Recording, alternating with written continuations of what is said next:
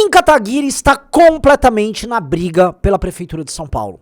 Saiu uma pesquisa agora do Instituto ABC que coloca Kim já com 10%. Sim, pela primeira vez Kim aparece com 2 dígitos, 10%, ultrapassando o Tabata Amaral, colando em Ricardo Salles, o candidato do Bolsonaro, e se aproximando do Nunes, tá? O jogo está completamente aberto e o melhor deputado do país tem chances reais de se tornar prefeito da maior cidade do Brasil. Isso tem implicações gigantescas na política nacional e eu vou tratar de tudo isso nesse vídeo. Roda a vinheta.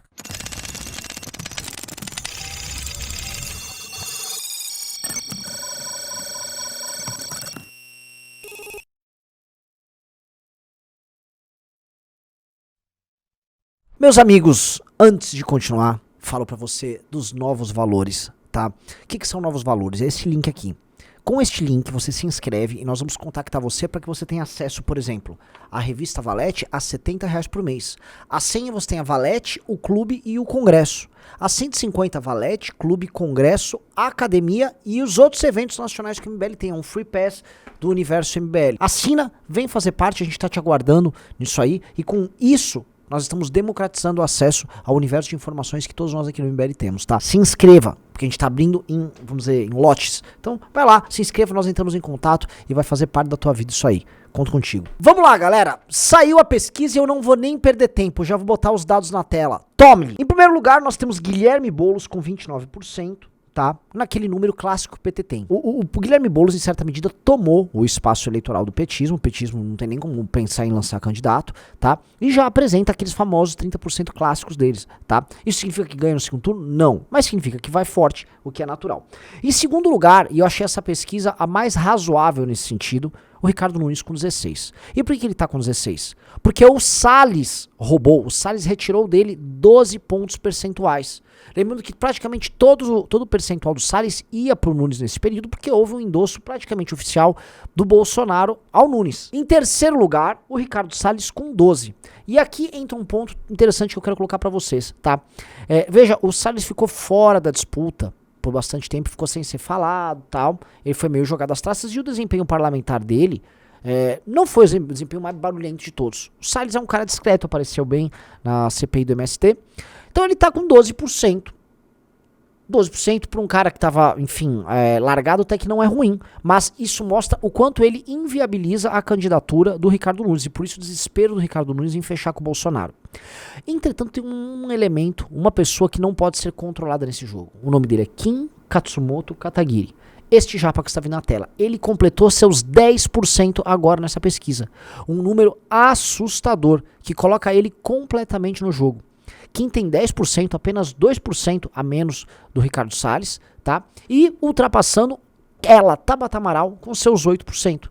Tabata que vinha ali num terceiro lugar, ela caiu agora para quinto nesse cenário com o Ricardo Salles, que mexe no espaço da direita, e sendo esvaziada também pelo próprio Guilherme Boulos. Lembrando que essa alternativa de centro-esquerda que ela tenta, vamos dizer, construir, é uma alternativa frágil, tendo em vista que o Guilherme Boulos, ele tá puxando esse universo pra ele, e que o PSDB, que é aquele voto que todo mundo imaginava, é um voto centro-esquerda, na verdade é um voto que pode muito bem ir para candidatos do espectro mais conservador. Eu, obviamente, comemoro essa pesquisa, né, sabendo que o Kim é um cara que teve seus 290 e tantos mil votos para deputado federal, reduziu a votação dele do ano de 2018 para o ano de 2022, obviamente, né, um percentual desses votos foram pro Beraldo. Se os votos do Beraldo fossem pro Kim, o Kim teria praticamente 350 mil votos, mas isso ainda seria coisa de metade dos votos que o Ricardo Salles teve. O que mostra, obviamente, o impacto que o apoio do Bolsonaro tem para qualquer candidato, né? O Bolsonaro botou a Zambelli com coisa de 1 milhão, o Eduardo Bolsonaro com 800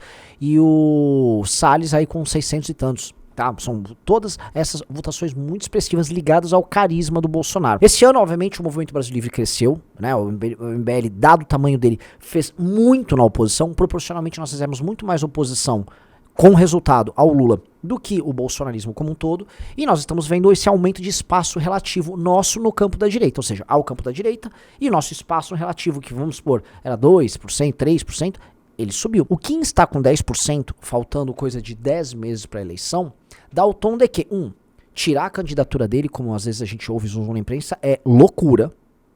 E 2, nós não vimos sequer o melhor dele. A gente sabe muito bem que o Kim, numa campanha, quando pintarem as grandes entrevistas, os grandes debates, ele vai se mostrar muito superior aos outros candidatos. Por enquanto, o que as pessoas conhecem é uma impressão do Kim, os vídeos que o Kim tem na imprensa, nas redes sociais, e um conhecimento geral, que não é tão grande. O problema é que quando vir o confronto, as pessoas vão poder comparar. E aí a tendência de subida do Kim é muito grande. Outra coisa, o Kim leva um voto de direita, mas o Kim não traz em si o ônus do apoio do bolsonarismo. Essa pesquisa, como você está vendo aí no gráfico, mostra que a rejeição ao Bolsonaro atrapalha um candidato. 46% dos eleitores disseram que não votariam nesse candidato, no caso um candidato apoiado pelo Bolsonaro, o que no segundo turno é quase um atestado de derrota. O apoio do Lula por seu turno, e vamos lembrar que o Lula ganhou aqui na capital, ele não atrapalha tanto. São as condições que ficaram. São Paulo é uma cidade moderna. São Paulo ela cada vez mais se parece como uma cidade moderna de primeiro mundo, não em termos sociais, obviamente, mas em termos eleitorais. Então ela acaba imitando padrões ruins que a gente tem em que essas capitais vão ficando woke, que é o caso de Nova York, é o caso das grandes capitais na Europa e no próprio Estados Unidos. O ponto, entretanto, que mais me deixou animado e que mostra o potencial eleitoral grotesco que tem o Kim, é esse aqui. É quando nós acompanhamos o quadro por divisões, né, por idade, por faixa. O que nós estamos vendo aqui é o seguinte: no público de 16 a 24 anos, o Boulos lidera com 35, mas o Kim já vem em segundo com 20. Ou seja, num público de 16 a 24 anos, um público formador de opinião, mais atento, tá? O Kim, ele já está em segundo. Tá? Aí você vai falar, calma, Renan, mas isso é uma pequena parcela, nem a parcela maior. Calma que eu vou explicar pra vocês. Veja só que nessa mesma parcela, o branco e o nulo, que no fundo é a pessoa que não tem candidato, não está acompanhando política, é de apenas 13%, o mais baixo dentre todas as faixas etárias. Se eu for, por exemplo, pro público mais idoso, em que o Kim tem apenas 7%, as pessoas que votam branco e nulo, ou seja, que não estão acompanhando nada, vão para a casa dos 31%. Tá? O que quer dizer o quê, meu amigo? Das pessoas mais velhas, elas não estão acompanhando política, ou melhor, não estão a par do que está acontecendo, como as pessoas mais jovens. E isso é absolutamente natural. Há uma tendência, e isso é uma tese eleitoral que a gente sempre trabalhou, de pessoas mais jovens, especialmente de 16 e 40 anos, fazerem o voto das pessoas menos interessadas na política em seus respectivos núcleos familiares. Eu sempre fiz isso na minha família. Às vezes minha avó estava desinteressada, minha mãe, não quero saber tal. Eu falava, gente, vota nisso aqui. Eu dava listinha pra todo mundo. Quem nunca fez isso? Coloca nos comentários se já não fez. A gente sabe que funciona assim. E se for ver a diferença por sexo, acontece da mesma maneira. Por exemplo, entre homens, o Kim Kataguiri tem 12%. E entre mulheres, ele tem 5%. Mas se a gente acompanha também no branco e nulo para homens, são 13%. E para mulheres, 25%. Ou seja, as mulheres também estão menos atentas ao debate político. Isso é uma triste realidade. As mulheres acompanham menos o noticiário do que os homens. Isso faz o quê? Isso faz com que esse número que o Kim tem, feminino, que é naturalmente menor, porque nós temos mais acesso a homens em redes sociais, e é um fato, o MBL tem um desbalanceamento aí, ele demonstra que estes homens, em geral, mais atentos, especialmente os homens jovens que nos acompanham, eles vão ter uma capacidade, através da sua militância, de conversão de voto de pessoas, em geral mais velhas e em geral mulheres, maior, conforme se apresenta o pleito, porque essas pessoas vão pedir dicas de quem está interessado nos seus núcleos familiares e seus núcleos de convivência. Ou seja, o potencial de crescimento nosso é muito alto. Essa foi a tese que a gente trabalhou nas eleições do Arthur para prefeito em 2020, tá? O Arthur ele apresentava 2, 3, 1, 4% para prefeito. E não é que estavam erradas as pesquisas. Logicamente que as pesquisas têm um viés, elas trabalham. Só que a gente já percebeu que o Arthur tinha coisa de 10, 12, 15% entre os mais jovens. E o que a gente falava? Olha só, nesta eleição os mais jovens vão tentar convencer os mais velhos. A gente está vivendo agora a fase do Covid, as pessoas estão convivendo em casa, então vai rolar uma transferência dessa intenção de voto das pessoas que têm convicção no candidato para as pessoas que não têm convicção nenhuma. A pessoa que não tem convicção nenhuma vai ter que votar, é obrigada a votar e ela é convencida pelo mais interessado. Isso vai acontecer com o Kim, só que o Kim não parte de uma base de 2, 3%, ele parte de uma base de 10%. Então a tendência do Kim ser um candidato muito competitivo conforme o pleito se aproxime é bem alta. E quais são as consequências disso? E eu falo isso depois dessa análise que eu estou passando para vocês. Veja, seria a ascensão de um tipo de direita muito diferente à prefeitura mais importante do Brasil, ao terceiro maior orçamento do Brasil, o que geraria um efeito de comparação com o governo federal enorme. Isso já aconteceu antes, tá? Em certa medida, o Kim pode gerar sombra para cima do governo federal, e o Kim teria como prefeito uma capacidade de influenciar parlamentares e prefeitos ao redor do Brasil através de políticas públicas, através de decisões e posições que ele tome, tá? que vão, vamos dizer, empurrando para um determinado lado as políticas públicas e o debate público no Brasil. Ora, o melhor deputado político do Brasil, no mínimo, a gente pode falar que será um bom prefeito. Seria, vamos dizer, um pouco cara de pau falar, ele vai ser o melhor prefeito da história. Eu conheço o Kim e eu acho que tem todas as condições de ser. Mas eu tô tentando aqui jogar de maneira humilde. Se ele for um bom prefeito, convicto, atendendo aquilo que se propôs, resolvendo questões como Cracolândia, diminuindo insegurança, melhorando zeladoria, cuidando das contas públicas, adequando a nossa educação ao século XXI. Só de fazer isso, Kim Kataguiri, com toda tranquilidade, passa a se firmar como uma figura de referência para toda oposição ao petismo, influenciando políticos a não serem aquela turma do faz o L! O ladrão chegou! Passando um modelo de ação política que fale, olha, dá para ser inteligente, polêmico e obter resultados. Ou seja, ele passaria a ser um tipo a ser imitado por outras figuras na direita. E isso teria um efeito, gente, muito, mas muito bom em todo o Brasil. É bom pro Brasil, é bom pra direita, é bom pra oposição, é bom pra enfrentar o PT, é bom pra administrar a cidade. A grande causa do ano de 2024 no Brasil é eleger Kim Kataguiri prefeito de São Paulo. Eu não tenho a menor dúvida disso. Essa é a grande causa. Eu acho que todo mundo, mesmo quem não é de São Paulo, tem que participar disso. E aguardem, logo mais teremos notícias de Pedro Duarte, também no Rio de Janeiro, que tem todas as condições para ser prefeito de lá. E mais, tem as condições técnicas e morais para tal. É um baita vereador, posso falar com toda tranquilidade que é o melhor vereador de capital do Brasil, e tem toda a condição agora de fazer isso. Então a gente está se aproximando de um ano, 2024, que pode ser um turning point na forma de agir daquilo que a gente chama de direita. Tá? O crescimento de figuras como essas vai fazer a diferença. E agora eu vou falar uma última coisa, tá? Que não tem a ver com isso, mas é um apelo, é um pedido, tá? E sim, por favor, preste bastante atenção, porque é um negócio que envolve vida. O Pedrinho é a nossa liderança lá no Ceará, tá? O Pedrinho tá fazendo um baita papel.